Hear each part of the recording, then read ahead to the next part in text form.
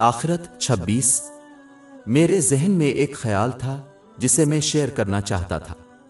معاشرے میں جھوٹے دیوتاؤں کی عبادت عام ہونے کی ایک اہم وجہ ان کے اعمال کے لیے جواب دہ ہونے سے خود کو بری الذمہ قرار دینے کا بنیادی ارادہ ہے۔ مکہ کے غیر مسلموں نے حضور اکرم صلی اللہ علیہ وسلم کے زمانے میں یہ دعویٰ کیا کہ وہ اللہ تعالیٰ کا قرب حاصل کرنے کے لیے بتوں کی پوجا کرتے تھے، کیونکہ ان کے بت مختلف مقدس ہستیوں کی نمائندگی کرتے تھے، جیسے کہ فرشتے، جو اللہ تعالیٰ کے نزدیک اور محبوب تھے۔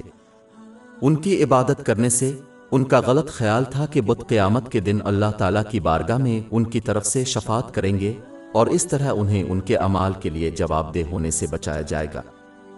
ان کی نظر میں یہ ایک مفت ٹکٹ تھا کہ وہ جو چاہیں کریں، کیونکہ اس شفاعت کی وجہ سے وہ اپنے اعمال کا جواب دہ نہیں ہوں گے۔ باب 10 یونس آیت 18۔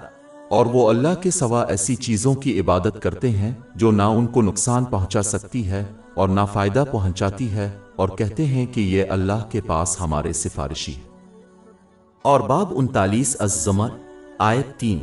اور جو لوگ اس کے سوا کارساز بناتے ہیں وہ کہتے ہیں کہ ہم ان کی عبادت صرف اس لیے کرتے ہیں کہ وہ ہمیں اللہ سے قریب کر دیں، بے شک اللہ ان کے درمیان فیصلہ کر دے گا جس میں وہ اختلاف کر رہے ہیں۔ بے شک اللہ اس کو ہدایت نہیں دیتا جو جھوٹا ہو۔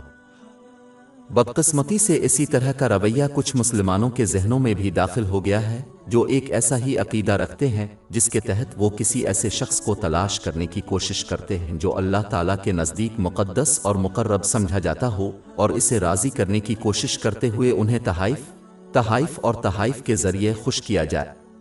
بعض صورتوں میں انہیں عزت اور احترام کی غیر صحت بخش سطح کا مظاہرہ کرنا۔ ان کا مقصد یہ ہے کہ ان مقدس ہستیوں کو اللہ تعالیٰ کی بارگاہ میں دنیا اور آخرت میں ان کی شفاعت حاصل ہو۔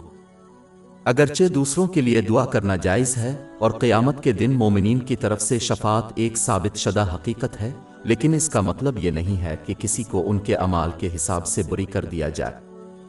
دوسری صورت میں سوچنا صرف ان حقائق کا مذاق اڑانا ہے۔ اس غلط عقیدے نے بہت سے مسلمانوں کو خواہش مندانہ سوچ اختیار کرنے پر مجبور کیا ہے، جس کے تحت وہ یقین رکھتے ہیں کہ وہ کھلم کھلا اور مستقل طور پر اللہ تعالیٰ کی نافرمانی کر سکتے ہیں، لیکن ان مقدس ہستیوں کی شفاعت سے ہر قسم کے احتساب سے بچ جائیں گے۔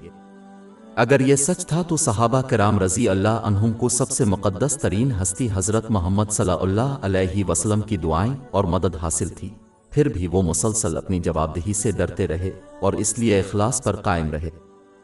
اللہ تعالیٰ کی اطاعت، جس میں نعمتوں کو استعمال کرنا شامل ہے جو اس کی خوشنودی کے طریقوں سے عطا کی گئی ہے، جیسا کہ قرآن پاک اور حضرت محمد صلی اللہ علیہ وسلم کی روایات میں بیان کیا گیا ہے۔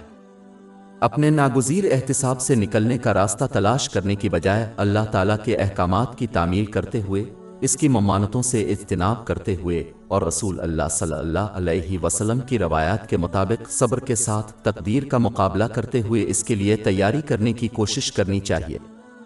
السلام علیکم۔ بصورت دیگر انہیں ایک عظیم دن پر سخت اور مشکل احتساب کا سامنا کرنا پڑ سکتا ہے۔ ہماری ویب سائٹ www.sheikhpod.com پر 400 سے زیادہ مفت e books, audio books, infographics, podcast اور بلاگ دستیاب ہے۔